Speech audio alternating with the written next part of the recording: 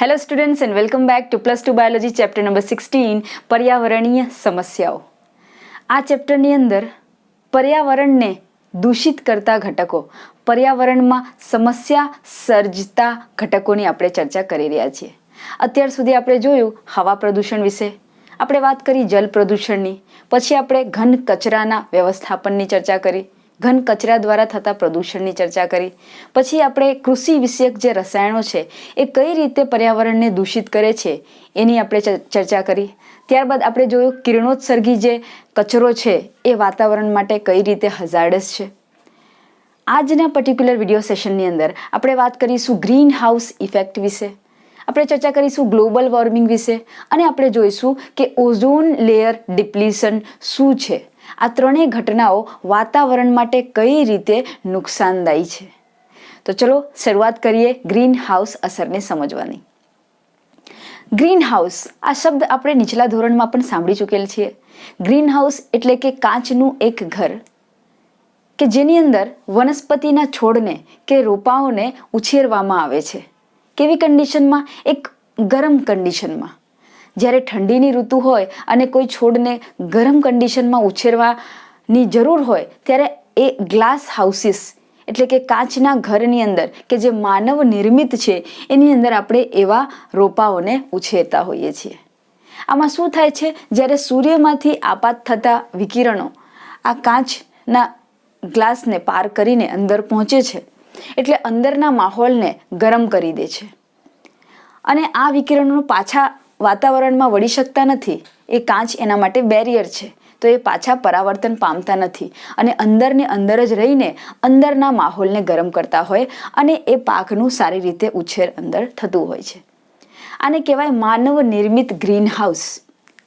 હવે આપણે જે ગ્રીન હાઉસ અસર જે પર્યાવરણ પર થઈ રહી છે, જે નેચરલ ઇફેક્ટ છે, જે એક કુદરતી ઘટના છે, એને આપણે આ માધ્યમથી સમજીએ. આ પણ કંઈક ગ્રીનહાઉસ અસર જે નેચરલ ઘટના છે એ પણ કંઈક આવી જ ઇફેક્ટ છે જેને આપણે અનુભવતા હોઈએ છીએ, જેને આપણું પર્યાવરણ ફેસ કરતું હોય છે. વિદ્યાર્થી મિત્રો, આપણે જાણીએ છીએ કે આપણી પૃથ્વીની આસપાસ વાતાવરણ આવેલું છે અને એ વાતાવરણ પર જ્યારે સૂર્યનું પ્રકાશ પડે છે, જ્યારે સૂર્યની કિરણો આપાત થાય છે તો એ પૃથ્વીની સપાટી પર પહોંચે છે.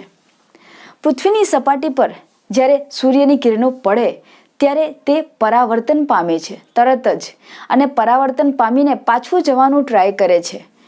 સૂર્યની કિરણો આવી પૃથ્વીની સપાટી પર અને પછી પરાવર્તન પામે છે.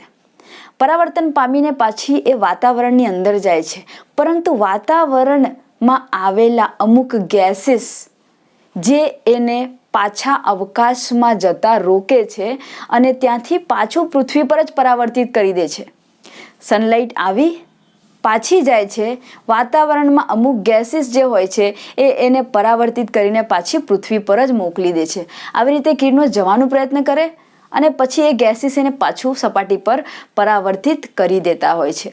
આ ઘટના નિરંતર થતી રહે છે, જેના કારણે પૃથ્વીની સપાટી અને એની આસપાસનું જે વાતાવરણ છે એ વોર્મઅપ થઈ જાય છે.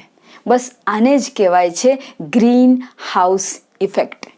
અને એ જે વાયુઓ હતા જે વાતાવરણમાં એ કિરણોને પાછા જતા રોકતા હતા અને પૃથ્વી પર પરાવર્તિત કરતા હતા, એ વાયુઓને કહેવાય ગ્રીન હાઉસ વાયુઓ. For example carbon dioxide, for example methane વાયુ.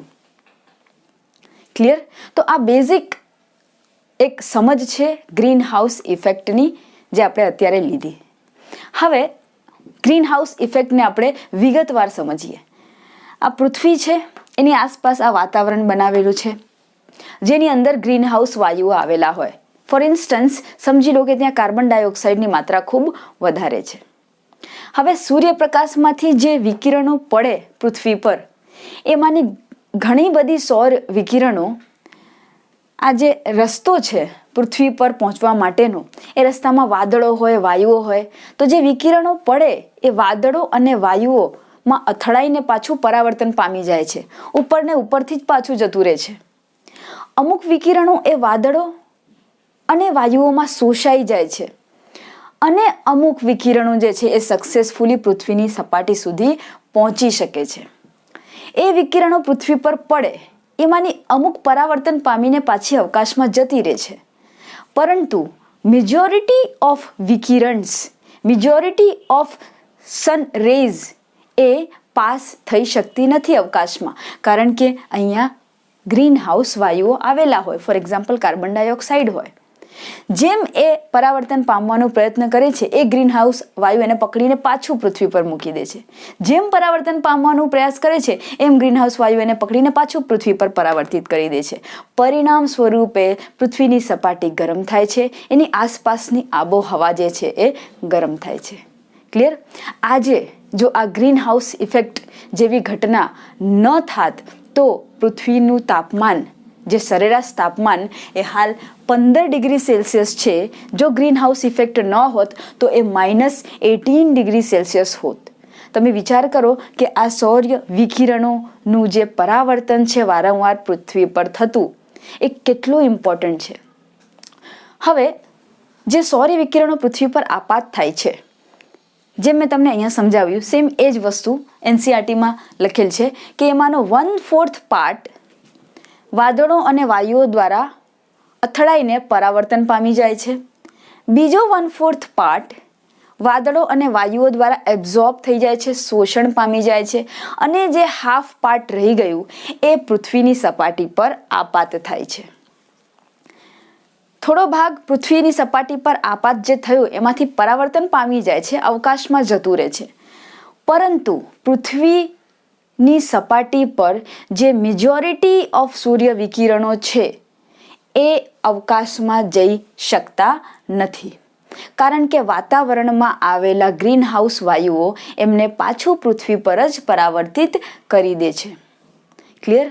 આ જે સૌર વિકિરણો પડે એમાંની જે ઊંચી તરંગ લંબાઈની વિકિરણ હોય, ઇન્ફ્રારેડ વિકિરણ, સૂર્ય વિકિરણો જે છે, સૌર વિકિરણો જે 1/4 શોષાઈ ગઈ, 1/4 વાદળોમાંથી પરાવર્તન પામી ગઈ, અને અડધા વિકિરણો જે પૃથ્વી પર પડ્યા એમાંના બી થોડા પરાવર્તન પામી ગયા. હવે જે મેજોરિટી ઓફ સૌર વિકિરણો પૃથ્વી પર છે એ ઊંચા તરંગ લંબાઈના ઇન્ફ્રારેડ વિકિરણો છે, અને એને પૃથ્વી શોષી લે છે. અને શોષી લીધા બાદ થોડા સમય પછી એનું પરાવર્તન કરે છે કે તમે બી હવે તમારી જગ્યાએ જાઓ. તે લોકો રસ્તામાં જાય છે, પણ જેમ તેઓ વાતાવરણના ગ્રીન હાઉસ વાયુઓના સંપર્કમાં આવે છે તેમ તેઓ પાછા પૃથ્વી તરફ વાળી દેવામાં આવતા હોય, તેમનું પરાવર્તન અગેન પૃથ્વી તરફ થતું હોય, એટલે પુનઃ સ્થાપિત થઈ જતા હોય પાછા તે. અને એવું ત્યાં સુધી થતું રહેશે, જાય છે પાછું આવી જાય છે, જાય છે પાછું આવી જાય છે, જવાનો પ્રયત્ન કરે છે, ગ્રીન હાઉસ વાયુઓ પાછું મોકલી દે છે. આવું ત્યાર સુધી આ ચક્ર પુનરાવર્તિત થશે જ્યાં સુધી ઇન્ફ્રારેડ વિકિરણો સૂર્યમાંથી અહીંયા આપાત થતી રહેશે, અને જ્યાં સુધી પૃથ્વી એને રિલીઝ કરવાનો પ્રયાસ કરતી રહેશે. પરિણામ સ્વરૂપે પૃથ્વીની સપાટી ગરમ થશે, આસપાસનું વાતાવરણ ગરમ થશે. બસ આને જ આપણે કમ્પ્લીટલી એક નેચરલ અસર કહીએ છીએ, જેનું નામ છે ગ્રીન હાઉસ અસર. હવે આજે ગ્રીન હાઉસ ઇફેક્ટ માટે રિસ્પોન્સિબલ ગ્રીન હાઉસ વાયુઓ છે, જેમાં ખાસ કરીને આપણે કાર્બન ડાયોક્સાઇડની ચર્ચા કરી, તે સિવાય પણ ઘણા બધા વાયુઓ છે જે વાતાવરણમાં જઈને હવે એકત્ર થઈ રહ્યા છે અને ગ્રીન હાઉસ વાયુ તરીકે વર્તી રહ્યા છે.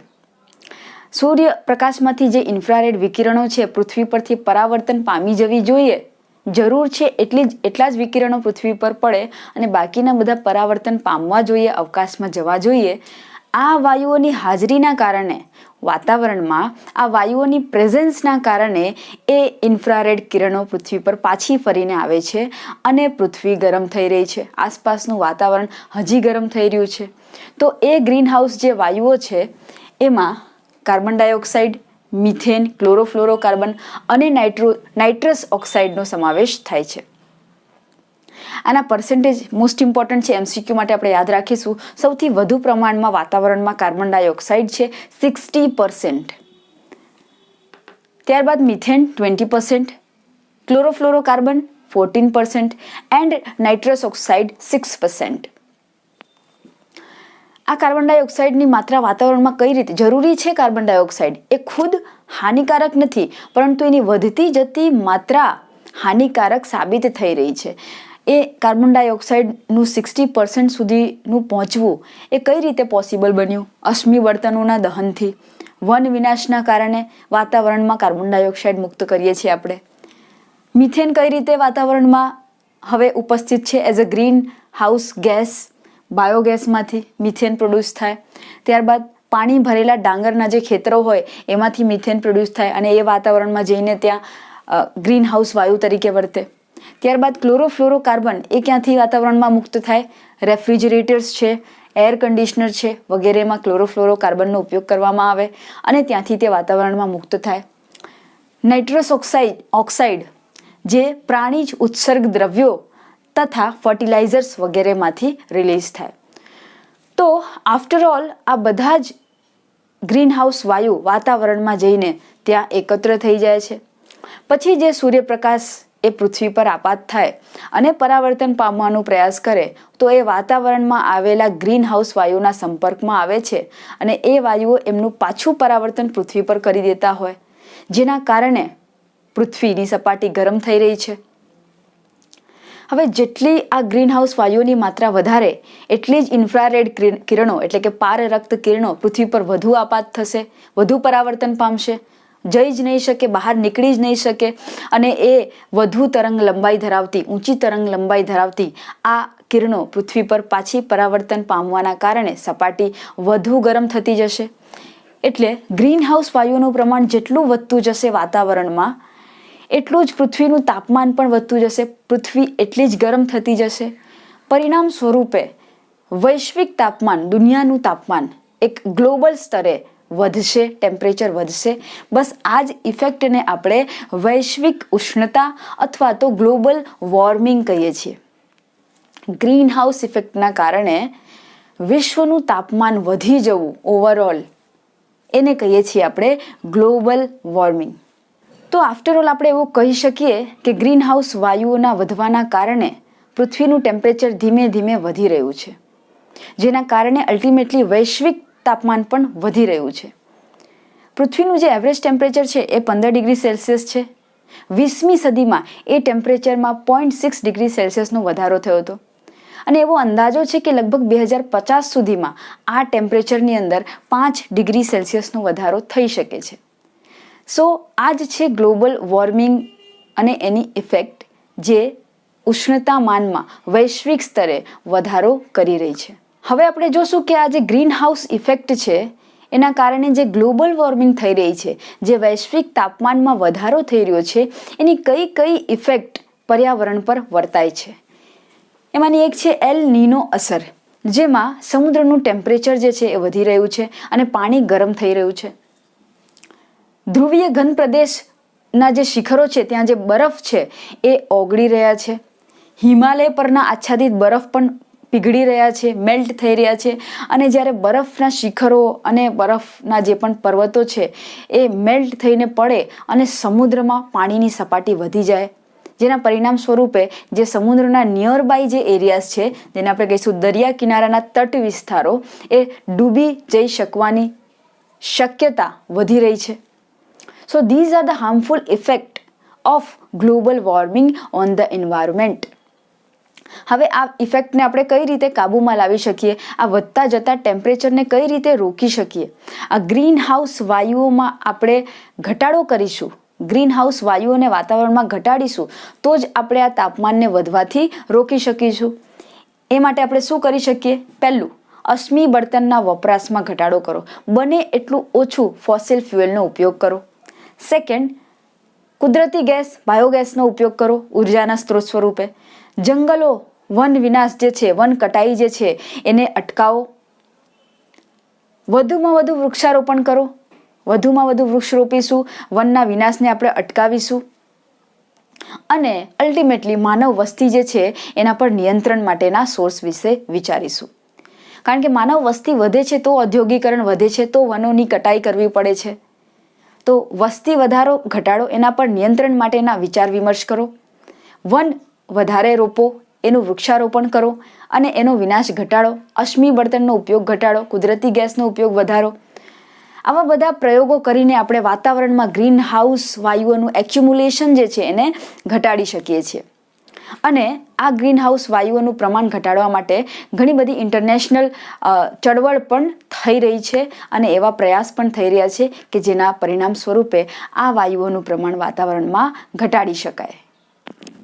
એ જ વસ્તુને હવે આપણે ઇમેજના માધ્યમથી સમજીએ. ગ્રીનહાઉસ એટલે કાચનું ઘર, જેમાં આપણે વનસ્પતિઓના રોપાઓને ઠંડીની સિઝનમાં ઉછેરતા હોઈએ છીએ. આ એક માનવ નિર્મિત કાચનું ઘર છે જેની અંદર સૂર્યના વિકિરણો પ્રવેશ્યા બાદ બહાર જઈ શકતા નથી અને અંદરનો માહોલ ગરમ કરે છે. વાતાવરણની અંદર પણ આવા જ સૌર વિકિરણો જે છે એ આપાત થાય છે અને પૃથ્વીની સપાટીને ગરમ કરતા હોય છે. આ ગરમી ઉત્પન્ન થવાનું કારણ છે કે પૃથ્વીની સપાટી પર ગ્રીનહાઉસ વાયુઓ આવેલા હોય છે જે સૂર્યમાંથી આવતા ઇન્ફ્રારેડ વિકિરણોને અવકાશમાં પાછા જતા રોકે છે અને પૃથ્વી પર પરાવર્તિત કરી દે છે. માટે પૃથ્વી ગરમ થઈ જાય છે અને આ જ ઇફેક્ટને આપણે કહીએ છીએ ગ્રીન હાઉસ ઇફેક્ટ, જેના કારણે હાલ પૃથ્વીનું ટેમ્પરેચર 15 ડિગ્રી સેલ્સિયસ જેટલું જળવાઈ રહ્યું છે. જો આ ગ્રીન હાઉસ અસર ન હોત, પૃથ્વી ગરમ ન હોત, તો આપણું ટેમ્પરેચર -18 ડિગ્રી સેલ્સિયસ જેટલું હાલ હોત. આ ઇમેજમાં તમે જોઈ શકો છો સૌર વિકિરણો પૃથ્વી પર આપાત થાય છે, જેમાંના અમુક વિકિરણો 1/4 એ વાદળો દ્વારા શોષાઈ જાય છે. અમુક જે છે એ વાદળો અને વાયુઓ દ્વારા પરાવર્તન પામતા હોય છે અને અડધા ભાગના વિકિરણો જે છે એ પૃથ્વીની ઉપર પડે છે અને પૃથ્વી દ્વારા શોષાય છે, જેમાંના અમુક વાતાવરણમાં પાછા પરાવર્તન પામી જાય છે, જ્યારે અમુક વિકિરણો વાતાવરણમાં આવેલા ગ્રીનહાઉસ વાયુઓના કારણે પાછા પૃથ્વી પર પરાવર્તિત થાય છે. આ તમે જોઈ શકો છો. આ ગ્રીનહાઉસ વાયુઓ carbon dioxide, methane, nitrous oxide, ozone એ આ ઇન્ફ્રારેડ કિરણોને પૃથ્વી પર પાછા પરાવર્તિત કરે છે અને પૃથ્વીના ટેમ્પરેચરને ગરમ કરે છે. પરિણામ સ્વરૂપે આસપાસની જે આબોહવા છે એ પણ ગરમ થાય છે, જેને આપણે ગ્રીનહાઉસ ઇફેક્ટ કહીએ છીએ. આ ગરમીના કારણે આસપાસનું તાપમાન ખૂબ વધી જાય છે પૃથ્વીનું. પરિણામ સ્વરૂપે વૈશ્વિક તાપમાનમાં વધારો થાય છે, જેને આપણે ગ્લોબલ વોર્મિંગ અથવા તો વૈશ્વિક ઉષ્ણતા કહીશું. આ વૈશ્વિક ઉષ્ણતા માટે ગ્રીનહાઉસ વાયુઓનું વાતાવરણમાં થતો વધારો જવાબદાર છે. આ ગ્રીનહાઉસ વાયુઓ વાતાવરણમાં ઘણી બધી પ્રવૃત્તિઓ દ્વારા જમા થતા જઈ રહ્યા છે, જેમાં છે અશ્મિ બળતણનું દહન, કોલસાનું દહન, તેલનું દહન વગેરે. તમે ઇમેજમાં જોઈ શકો છો કાર્બન ડાયોક્સાઇડનો જથ્થો વાતાવરણમાં એક્યુમ્યુલેટ થયેલ બતાવવામાં આવેલ છે. આ વૈશ્વિક ઉષ્ણતાના કારણે ઘણી બધી ડ્રાસ્ટિક ઇફેક્ટ પર્યાવરણ પર જોવા મળે છે, જેમાંની એક છે એલ નીનો ઇફેક્ટ અને બીજું છે બરફ, આઇસલેન્ડ્સ, આઇસ કેપ્સનું ઓગળી જવું, મેલ્ટિંગ થવું. આ ધ્રુવીય ઘન બરફના શિખરો અને હિમાલયના જે બરફ આચ્છાદિત જે પણ પર્વતો શિખરો છે તેઓ ગ્લોબલ વોર્મિંગના કારણે ઓગળી જાય છે, મેલ્ટ થઈ જાય છે અને પરિણામ સ્વરૂપે સમુદ્રની સપાટી જે છે જળ સપાટીમાં વધારો થાય છે અને નજીકના તટ પ્રદેશના વિસ્તારો ડૂબી જવાની શક્યતા વધી જાય છે. આ ગ્લોબલ વોર્મિંગને રોકવા માટે અથવા તો ગ્રીનહાઉસ વાયુઓના પ્રોડક્શનને રોકવા માટે આપણે કયા કયા પગલાં ભરી શકીશું, જેમાંનું એક છે વધુમાં વધુ વૃક્ષારોપણ કરવું, વનોની નાબૂદી જે છે એને રોકવું, ઉર્જા સ્વરૂપે કુદરતી ગેસનો ઉપયોગ કરવો, અશ્મિ બળતણના ઉપયોગને ઘટાડવું. આ બધી પ્રવૃત્તિઓ કરીને અને અલ્ટિમેટલી જનસંખ્યાને ઘટાડવું, જેનાથી આપણે ગ્રીનહાઉસ વાયુઓના પ્રોડક્શનને કંટ્રોલમાં લાવી શકીએ છીએ. હવે આપણે એક અન્ય પર્યાવરણીય સમસ્યાની વાત કરીએ, જેનું નામ છે ઓઝોન લેયર ડિપ્લીશન અથવા તો ઓઝોન સ્તરનું અવક્ષયન અથવા તો ઓઝોન સ્તરનું વિઘટન. શું છે આ ઘટના? આપણે થોડું ઘણું આના વિશે આપણે સ્ટાન્ડર્ડ 10થમાં સમજી ગયા છીએ. હવે એને થોડા ડિટેલમાં શીખી લઈએ. આપણે જાણીએ છીએ કે આપણી જે પૃથ્વી છે એની આસપાસનું જે વાતાવરણ છે અલગ અલગ લેયર્સમાં સંકેન્દ્રિત થયેલું છે. અલગ અલગ લેયર્સ જોવા મળે છે. એમાં સૌથી પૃથ્વીની જે નજીકમાં લેયર છે એને કહેવાય ટ્રોપોસ્ફિયર, જેનું ગુજરાતી નામ છે ક્ષોભ મંડળ. ટ્રોપોસ્ફિયરની ઉપર જે લેયર છે એને કહેવાય છે સ્ટ્રેટોસ્ફિયર, એટલે કે સમતાપ મંડળ. બીજા શબ્દોમાં એને ઉધ્વ મંડળ પણ કહેવાય. હવે અહીં MCQ માટે બહુ જ ઇમ્પોર્ટન્ટ વસ્તુ યાદ રાખવી કે એક હોય છે ખરાબ ઓઝોન જે ટ્રોપોસ્ફિયરમાં આવેલું હોય, એટલે કે ક્ષોભ મંડળમાં આવેલું હોય, અને એક હોય છે સારું ઓઝોન જે આવેલું હોય સ્ટ્રેટોસ્ફિયરમાં. આકૃતિમાં તમે જોશો તો બ્લુ કલરનો એક પટ્ટો બનાવેલો છે મેં, સ્ટ્રેટોસ્ફિયર. અને એની વચ્ચે એક ગ્રીન સ્ટ્રીપ દોરેલી છે જે તમને બતાવે છે કે એ ઓઝોનનું સ્તર છે. તો જે ઓઝોન સ્ટ્રેટોસ્ફિયરમાં છે એ સારું છે આપણા માટે, જે ટ્રોપોસ્ફિયરમાં છે એ આપણા માટે હાનિકારક છે. ખાસ કરીને વનસ્પતિઓ અને પ્રાણીઓ પર આ ખરાબ ઓઝોનની બહુ જ હેઝાર્ડસ અને હાનિકારક ઇફેક્ટ્સ જોવા મળતી હોય. સ્ટ્રેટોસ્ફિયરનું ઓઝોન આપણા માટે સારું કઈ રીતે છે? આપણે જાણીએ છીએ કે સૂર્ય વિકિરણો જ્યારે પૃથ્વી પર આપાત થાય છે તો એમાંની જે અલ્ટ્રાવાયોલેટ્સ લાઇટ છે એ આપણા માટે ખૂબ જ હાનિકારક, સજીવો માટે. સજીવોના જનીનને એ વિકૃત કરી શકે છે, કેન્સર કરી શકે છે, ચામડીના રોગો ફેલાવી શકે છે, આંખમાં થતા રોગો પણ સર્જી શકે છે. તો એ અલ્ટ્રાવાયોલેટ લાઇટ ડાયરેક્ટ આપણા પર પડી જાય તો આટલી બધી હાનિ આપણને થઈ શકે છે. જેનાથી બચવા માટે વાતાવરણમાં સ્ટ્રેટોસ્ફિયરની અંદર આ એક સ્તર આવેલું છે જે આપણું પેલી અલ્ટ્રાવાયોલેટ કે પારજાંબલી કિરણો સામે રક્ષણ કરે છે. એટલે જ એ ઓઝોન આપણા માટે સારું છે. હવે આ જે ઓઝોન લેયર છે આની જે જાડાઈ છે એને ડોપ્સન યુનિટમાં મેજર કરવામાં આવે. આ એમસીક્યુ માટે મોસ્ટ ઇમ્પોર્ટન્ટ યાદ રાખજો. એટલે કે ઇન શોર્ટ, જે વાતાવરણની ટોચનું જે ભાગ છે ત્યાંથી પૃથ્વી પર જે પણ સળંગ હવાનું સ્તંભ બને છે એને ડોપ્સન યુનિટમાં મેજર કરવામાં આવે અને એની અંદર ઓઝોનની લેયરની જાડાઈ પણ આવી જતી હોય. આ ઓઝોન જે વાતાવરણમાં બની રહ્યું છે સ્ટ્રેટોસ્ફિયરમાં એ કઈ રીતે બને છે? ઓઝોન એટલે પહેલાં તો યાદ રાખો O3. વાતાવરણની અંદર જે O2 આવેલું છે એ O2 જ્યારે યુવી રેઝના સંપર્કમાં આવે છે ત્યારે એ બે પરમાણુઓમાં સેપરેટ થઈ જાય છે, તૂટી જાય છે. ઓક્સિજનનો અણુ ઓક્સિજનના બે પરમાણુઓમાં વિભાજન પામી જાય છે. હવે આ પરમાણુ કોઈ બીજા ઓક્સિજનના અણુ સાથે જોડાશે તો એક ઓઝોન બનશે. આ વસ્તુને સમજજો કે O2 + O = O3. જેમ જેમ ઓઝોનનું નિર્માણ થતું જાય તેમ તેમ ઓક્સિજન જે છે એ સ્ટ્રેટોસ્ફિયરમાં ઘટતું જાય. હવે આ જે ઓઝોન નિર્માણ પામી રહ્યું છે એ ઓઝોન વિઘટન પામવું પણ જરૂરી છે.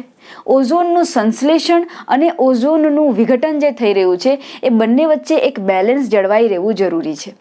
ઓક્સિજનની માત્રા જેટલી ઘટી રહી છે એટલી માત્રામાં ઓઝોન બનવું એ જરૂરી છે.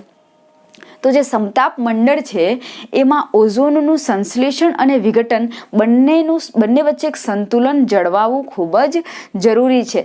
પરંતુ આ સંતુલન ડિસ્ટર્બ થઈ જાય છે ડ્યુ ટુ ધ ક્લોરોફ્લોરોકાર્બન. આ ક્લોરોફ્લોરોકાર્બન રેફ્રિજરેટર્સમાંથી મુક્ત થાય છે અને સમતાપ મંડળમાં પહોંચી જાય છે.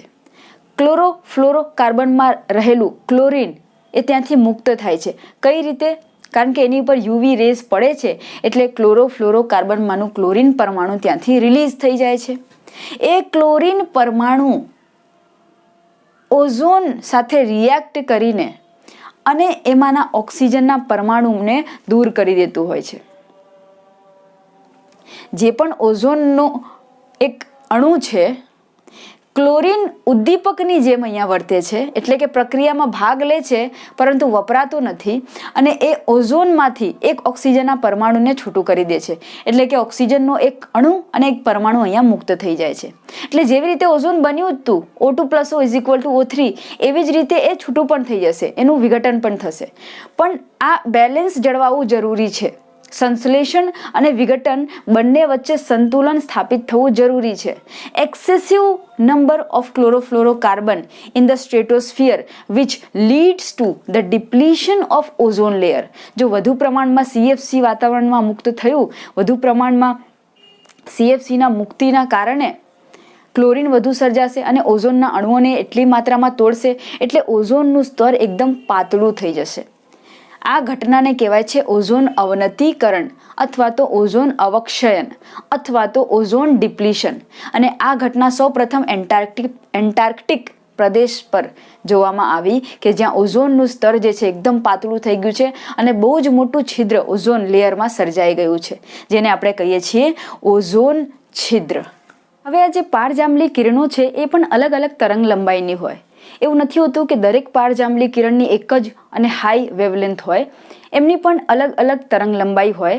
એમાંની જે ટૂંકી તરંગ લંબાઈની પારજાંબલી કિરણો છે એ પૃથ્વીની સપાટી પર જ્યારે પડે સૂર્યપ્રકાશમાંથી, ત્યારે એ વાતાવરણની અંદર જ શોષાઈ જતી હોય છે, જેની તરંગ લંબાઈ ઓછી છે. પરંતુ જે પારજાંબલી વિકિરણોની તરંગ લંબાઈ ખૂબ વધુ છે તેઓ વાતાવરણમાં એબ્ઝોર્બ નથી થતી, અને જો ઓઝોન લેયર પણ એકદમ પાતળું થઈ ગયું હોય, અવક્ષયન પામી ગયું હોય, તો એને પણ ક્રોસ કરીને અને પૃથ્વીની સપાટી પર રહેતા સજીવો સુધી પહોંચી જાય છે. એમાં કયું વિકિરણ, કયું પારજાંબલી વિકિરણ આપણા સુધી પહોંચી જાય છે અને કોની તરંગ લંબાઈ ખૂબ જ ઊંચી હોય છે એ આપણે એમસીક્યુ માટે યાદ રાખીશું. યુવીબી, પારજાંબલી બી વિકિરણોની તરંગ લંબાઈ ખૂબ વધુ હોય છે અને એ વાતાવરણને ક્રોસ કરીને પૃથ્વી પર રહેતા સજીવો સુધી પહોંચી જાય છે. હવે આવી પારજાંબલી કિરણો અથવા વિકિરણો જ્યારે આપણા ઉપર પડે ડાયરેક્ટ, તો ઘણા બધા હાનિકારક ઇફેક્ટને સર્જી શકે છે. જેમાંનું એક છે ચામડીનું વૃદ્ધત્વ. બેઝિકલી જે આપણા જનીન હોય, આપણું ડીએનએ કે પ્રોટીન, અગાઉ મેં તમને જણાવ્યું કે એના રાસાયણિક બંધોને તોડી દે છે અને ડીએનએ અને પ્રોટીનની જે સંરચના છે એને ડિસ્ટર્બ કરી દે છે. ડીએનએ જો ડિસ્ટર્બ થઈ ગયું એટલે જનીન ડિસ્ટર્બ થઈ ગયું અને પછી જે તે પ્રકારની ખામીઓ શરીરમાં ઉદ્ભવશે. એમાં કયા કયા નુકસાન છે? ચામડીનું એજિંગ, વૃદ્ધત્વ, ચામડીમાં કરચલીઓ પડી જાય અને નિર્ધારિત સમય પહેલાં જ ચામડીની અંદર જીર્ણતા કે એજિંગની પ્રોસેસ જોવા મળે. ચામડીના કોષોનું નુકસાન, ચામડી પર કોઈ પણ પ્રકારનું ઇન્ફેક્શન અથવા તો કોષો મરી જાય, ડેડ સેલ્સ બની જાય, એવી કોઈ પણ પ્રકારની ઇફેક્ટ હાનિકારક જોવા મળે. ચામડીનું કેન્સર, જેને આપણે મેલાનોમા કહીએ છીએ, એ જોવા મળે યુવીબી જ્યારે આપણા ઉપર ડાયરેક્ટ આપાત થાય. અને માનવ આંખનું જે પારદર્શક પટલ છે બહારનું, એ પારદર્શક પટલ પર સ્વેલિંગ આવી જાય, જેના કારણે એક ઇફેક્ટ સર્જાય, જેને આપણે કહીએ છીએ પારપટલ અંધતા. મોસ્ટ ઇમ્પોર્ટન્ટ, પારપટલ અંધતા કઈ ઘટનાના કારણે થાય છે? તો એ યુવી વિકિરણોનું આંખના પારદર્શક પટલ પર પડવાના કારણે થાય છે. જ્યારે યુવી બી રેઝ આંખ પર પડે અથવા તો આપણા જનીનોને વિકૃત કરી દે તો આપણું પારદર્શક પટલ જે છે સ્વેલ થઈ જાય છે. એને જ કહેવાય છે પારપટલ અંધતા. આ જે પ્રોબ્લેમ છે એ બહુ જો લાંબા સમય સુધી રહી તો પછી મૃત્યુ થવાની સંભાવના પણ વધી જતી હોય છે. ક્લિયર? તો આપણે યાદ રાખીશું. હવે આ જે યુવી રેઝ છે જે આટલી બધી હાનિકારક છે, અલ્ટિમેટલી આપણા સુધી આવવા માંડી કઈ રીતે? આપણું ઓઝોન લેયર જે છે એ હવે ધીમે ધીમે અવક્ષયન પામી રહ્યું છે. કેમ અવક્ષયન પામી રહ્યું છે? કારણ કે એટલી માત્રામાં ક્લોરોફ્લોરોકાર્બન આપણે મુક્ત કરી રહ્યા છીએ, જેમાંથી ક્લોરીન નીકળી રહ્યું છે અને ઓઝોન લેયરનું વિઘટન કરી રહ્યું છે. તો જો આપણને આ બધી સમસ્યાઓથી છૂટકો મેળવવો હોય તો આ CFCના પ્રોડક્શનને પહેલાં તો ઘટાડવું પડશે. તો આના માટે આ હાનિકારક જે પદાર્થો સર્જાય છે, જે ઉત્સર્જન પામે છે, જે ઓઝોનનું અવક્ષયન કરવા માટે જવાબદાર છે, એને ઘટાડવા માટે ઇન્ટરનેશનલ સંધિ કરવામાં આવી, જેને કહેવામાં આવ્યું Montreal protocol. Very important. Montreal protocol શબ્દ કઈ સમસ્યાથી રિલેટેડ છે? આવું પ્રશ્ન એમસીક્યુમાં પૂછાઈ ચૂકેલ છે અને ઘણી શક્યતા છે પૂછાવાની. Montreal protocol is related to ozone layer depletion. Clear? તો એક ઇન્ટરનેશનલ સંધિ બનાવવામાં આવી, જેને કહેવામાં આવ્યું મોન્ટ્રિયલ પ્રોટોકોલ. એટલે કે કેનેડામાં મોન્ટ્રિયલ ખાતે 1987માં ઓઝોન અવક્ષય કરતા પદાર્થોના ઉત્સર્જન પર કંટ્રોલ મેળવવા માટે આ પ્રોટોકોલ બનાવવામાં આવ્યું અને એના પર હસ્તાક્ષર લેવામાં આવ્યા. જેટલા પણ વિકસિત દેશો છે, જેટલા પણ વિકાસશીલ દેશો છે, તેઓ કઈ રીતે ઓઝોનને વિઘટન કરાવતા ઘટકોના ઉત્સર્જન પર કંટ્રોલ મેળવી શકે, ઓઝોન વિઘટન કરતા ઘટકો પર નિયંત્રણ કરી શકે, કાબુ મેળવી શકે, એના માટેના માર્ગદર્શનો એ પ્રોટોકોલની અંદર રજૂ કરવામાં આવ્યા અને એના પર સિગ્નેચર્સ લેવામાં આવી.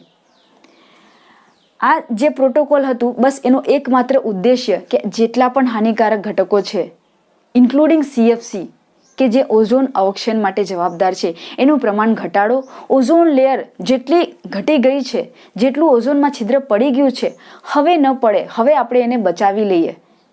અધરવાઇઝ જો ઓઝોન લેયર એક લિમિટ કરતાં વધુ જો એ સ્તર ખરી જશે અથવા તો ઘટી જશે, પાતળું થઈ જશે, it will be very dangerous for the living beings. વનસ્પતિઓ અને પ્રાણીઓ પર બહુ જ ડ્રાસ્ટિક એની ઇફેક્ટ જોવા મળશે. તો આજના આ વિડીયો સેશનની અંદર આપણે 2 ઇમ્પોર્ટન્ટ ઘટનાઓની વાત કરી. એક હતી ગ્રીન હાઉસ ઇફેક્ટ, જેના કારણે ગ્લોબલ વોર્મિંગની અસર આપણે જોઈ, અને બીજું ઓઝોન લેયર ડિપ્લીશન. હવે આપણે ઓઝોન લેયર ડિપ્લીશનને એકવાર સમરાઇઝ કરી લઈએ ઇમેજ થ્રુ. તો પૃથ્વીનું જ્યારે નિર્માણ થયું હતું ત્યારે એનું ઉપરનું એટમોસ્ફિયર ખૂબ જ ગરમ હતું. ત્યાં અમોનિયા, મિથેન, કાર્બન ડાયોક્સાઇડ અને પાણી જેવા ઘટકો જોવા મળ્યા, અને પાણીનું પછી વરાળમાં રૂપાંતરણ થયું. H2 અને O2 લિબરેટ થયા. H2 જે છે કમ્પેરેટિવલી લાઇટર છે O2 કરતાં, જે ઉપર વાતાવરણની અંદર ગઈ, અને ઓક્સિજન જે છે એ પૃથ્વીના પળની નજીક રહ્યું. એ ઓક્સિજનનો અણુ ઓક્સિજનના પરમાણુ સાથે મળીને ઓઝોનની લેયર બનાવી. આ ઇમેજમાં તમે જોઈ શકો છો O2 અણુ અને ઓક્સિજનનો પરમાણુ મળીને ઓઝોન સ્તર બનાવે છે પૃથ્વીની આસપાસ, જે લોકેટેડ છે આપણા સ્ટ્રેટોસ્ફિયરની અંદર. આ સ્ટ્રેટોસ્ફિયરમાં એક વ્હાઇટ કલરના પટ્ટા સ્વરૂપે એની આસપાસ ઓઝોન સ્તર બતાડેલું છે. પૃથ્વીની આસપાસ 2 પ્રકારના ઓઝોન છે. ટ્રોપોસ્ફિયરમાં ખરાબ ઓઝોન અને સ્ટ્રેટોસ્ફિયરમાં સારું ઓઝોન. સારું ઓઝોન આપણને અલ્ટ્રાવાયોલેટ કિરણો સામે રક્ષણ આપે છે. ખરાબ ઓઝોન જે છે એ વનસ્પતિઓ અને પ્રાણીઓ માટે ખૂબ જ હાનિકારક છે. જ્યારે સ્ટ્રેટોસ્ફિયરમાં આવેલું સારું ઓઝોન એ યુવી કિરણો સામે થતા ઘણા બધા રોગો, ચામડીના, આંખના મોતિયા અને કેન્સર, જનીનિક વિકૃતિ વગેરે જેવી અસરો સામે આપણને પ્રોટેક્ટ કરતું હોય.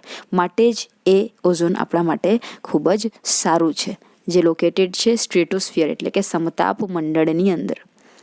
ઓઝોનનું સંશ્લેષણ અને એનું અવક્ષેપણ, આ બંને વચ્ચે ઇક્વિલિબ્રિયમ જળવાઈ રહેવું ખૂબ જ જરૂરી છે. એટલે કે જેટલું ઓક્સિજન સ્ટ્રેટોસ્ફિયરમાં વપરાઈ રહ્યું છે એ અને જેટલું ઓઝોન નિર્માણ પામી રહ્યું છે એ બંને વચ્ચે બેલેન્સ હોવું ખૂબ જ જરૂરી છે. જો એ બેલેન્સ ડિસ્ટર્બ થઈ ગયું તો પછી એ સજીવો માટે હાનિકારક છે. અને હવે ઓઝોન લેયરના અવક્ષેપના કારણે એ ઓઝોનના સ્તરમાં ઘટાડો થઈ રહ્યો છે અને એ સંતુલન ખોરવાઈ ગયું છે, જેનું મુખ્ય કારણ છે ક્લોરોફ્લોરોકાર્બન. આ ક્લોરોફ્લોરોકાર્બન જે છે રેફ્રિજરેટર, એર કન્ડિશનર વગેરે જેવા સાધનોમાંથી મુક્ત થઈને વાતાવરણમાં લિબરેટ થઈ રહ્યું છે. એ જ્યારે યુવી વિકિરણોના સંપર્કમાં આવે તો એનામાંથી ક્લોરીનનો પરમાણુ છૂટો પડી જાય છે, અને એ ક્લોરીનનો પરમાણુ એ ઓઝોન સાથે જોડાઈને અને ઓઝોનમાં રહેલા ઓક્સિજનના પરમાણુને દૂર કરી દે છે અને O2ના અણુને અલગ કરી દે છે. પરિણામ સ્વરૂપે એ સંતુલન જે છે ઓઝોનના બનવાનું અને ઓઝોનના અવક્ષેપનું એ ડિસ્ટર્બ થઈ જાય છે. આ તમે જોઈ શકો છો વાતાવરણમાં ક્લોરોફ્લોરોકાર્બનની જમાવટના કારણે ઓઝોન છિદ્ર જે એન્ટાર્કટિક ઝોન પર સર્જાઈ ગયું છે. પારજાંબલી કિરણોમાંથી UVB રેઝ આપણા માટે ખૂબ જ હાનિકારક છે, અને UVA પણ, જે આપણા DNA અને પ્રોટીનને અલ્ટર કરી દે છે, જેના કારણે ઘણા બધા હાનિકારક ઇફેક્ટ્સ જેમ કે ચામડીનું વૃદ્ધત્વ, ચામડીના કોષોને નુકસાન, ચામડીનું કેન્સર જેને આપણે મેલેનોમા કહી શકીએ, આંખોના પારદર્શક પટલનો સોજો જેને આપણે પારપટલ અંધતા કહીશું, અને લોંગ ટર્મ સુધી રહે તો એ મોતિયામાં કન્વર્ટ થઈ શકે છે. ક્લોરોફ્લોરોકાર્બન અને ઓઝોનને અવક્ષેપણ કરતા બીજા જે ઘટકો છે એના પર કાબૂ મેળવવા માટે, એનું પ્રોડક્શન ઘટાડવા માટે એક પ્રોટોકોલ બનાવવામાં આવ્યું, જેનું નામ હતું મોન્ટ્રીયલ પ્રોટોકોલ.